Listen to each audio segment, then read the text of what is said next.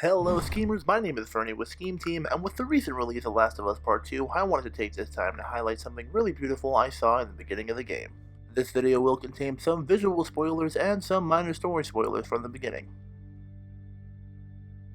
Not only do I absolutely want to praise this game for looking as beautiful as it does, it also establishes a fantastic immersive environment. The game itself feels real, and I'm not even talking about when venturing outside. In the beginning of the game, you find yourself in a town ran by Joel's brother Tommy, and visually the town was kind of amazing because it showed how a community can adapt to a world that is ravaged by this kind of distress.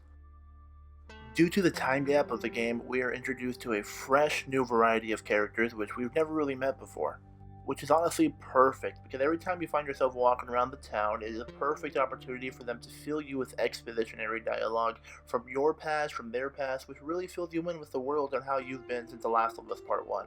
And walking around the town was honestly pretty amazing, seeing how this community adapts with homemade gardens, collecting wood, having their own shops. It honestly felt like a post-apocalyptic western. And as I walked around, I really started to notice that the game was starting to come alive.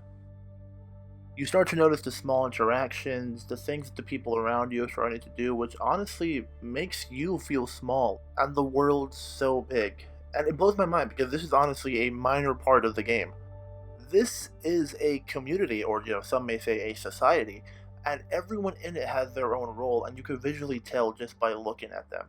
And not even their own role, some of them even seem like they have their own story, like the guy in the back of the bar is secretly playing his own video game where he's the star. Or it could even be about that squirrel on top of the general goods store, which obviously has somewhere important to be.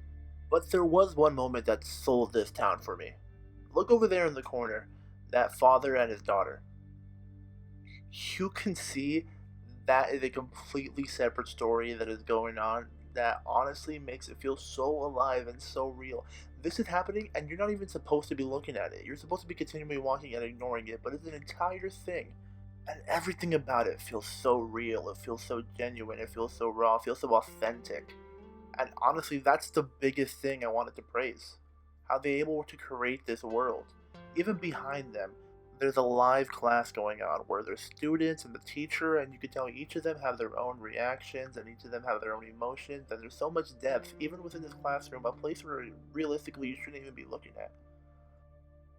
And I know, it's the beginning of the game, and there's a whole lot to play and probably a whole lot to praise, and I do plan on having a full review out eventually. But I just absolutely had to take a moment to praise and appreciate the work that went in the beginning of just that little town. I was absolutely blown away. I didn't expect it. It took me to the point where I had to make a whole video about it, to be honest. The game is beautiful. Naughty Dog, you guys did a great job. This thing looks fantastic, and I can't wait to beat it. And I encourage you guys, if you're playing it through for your first time, really take the time to check out that town. It is really beautiful and it really has a lot of depth and character in it. And that's pretty much it, guys. I just wanted to take that moment to highlight the beautifulness that I saw in the game. My name is Freddie from Scheme Team.